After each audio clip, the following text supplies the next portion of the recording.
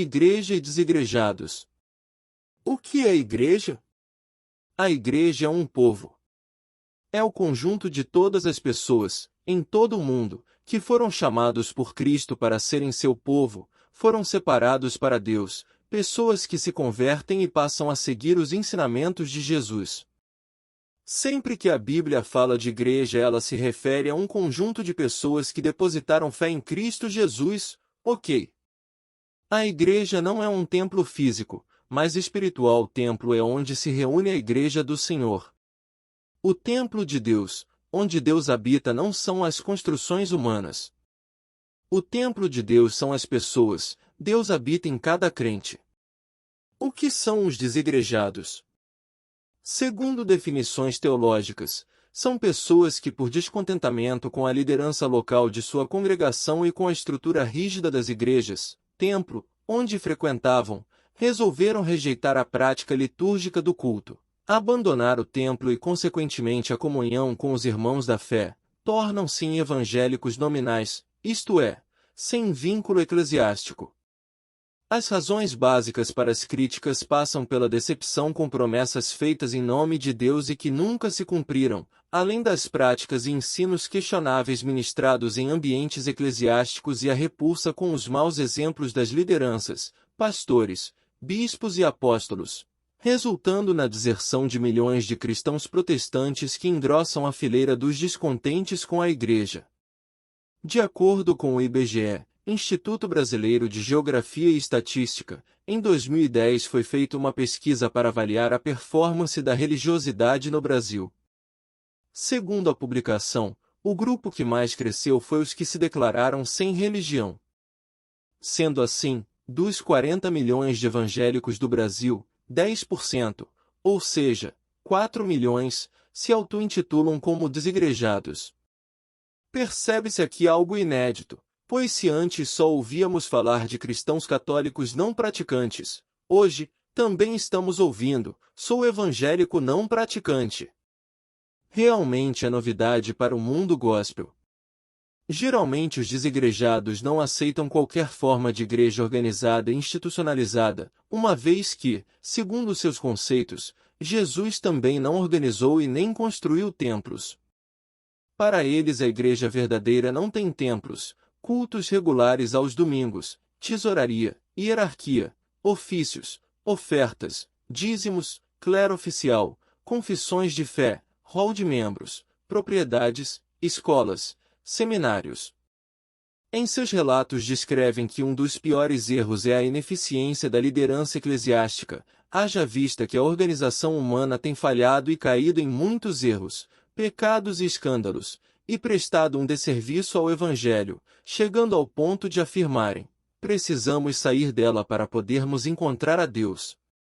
Não obstante, segundo as Escrituras, sabemos que isso é impossível, logo esta classe de pessoas irá perecer, morrer espiritualmente, apodrecerão numa sociedade que se diz cristã.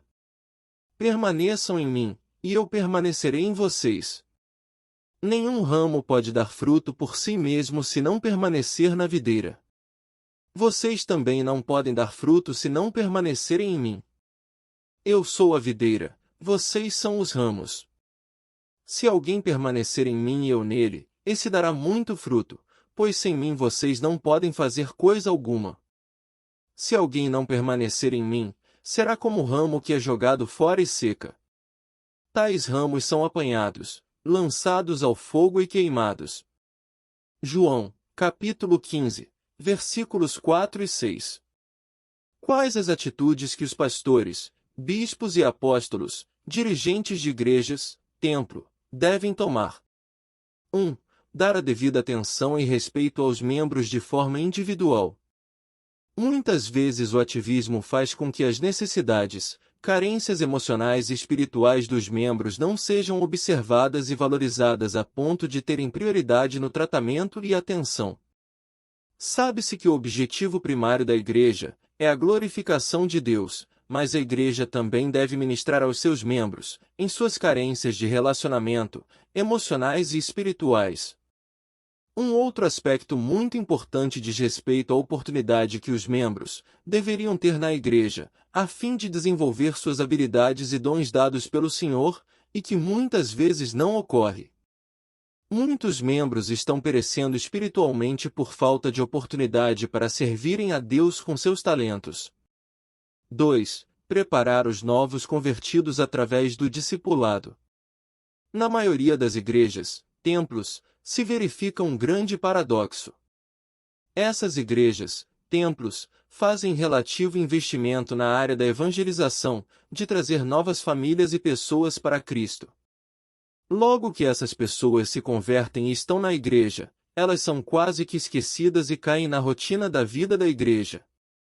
Como já estão dentro, se entende que não precisam de tanta atenção assim. É assim que muitos novos convertidos passado algum tempo se decepcionam, perdendo o entusiasmo e abandonando a eclésia.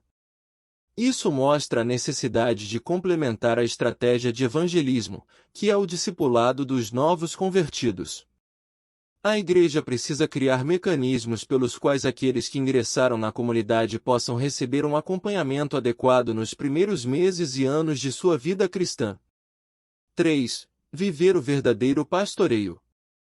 Precisamos lembrar que não somente os novos convertidos, mas também os que já caminham com a igreja há um tempo, precisam de cuidado, zelo e pastoreio com amor.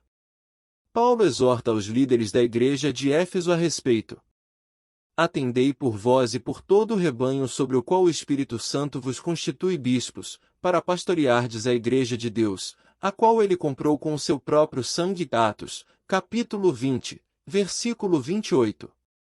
A igreja institucional tem como um de seus propósitos atender às necessidades dos seus membros, para que vivam vidas plenas em Cristo, sem se afastar da comunidade da fé, mas estando integrados nela.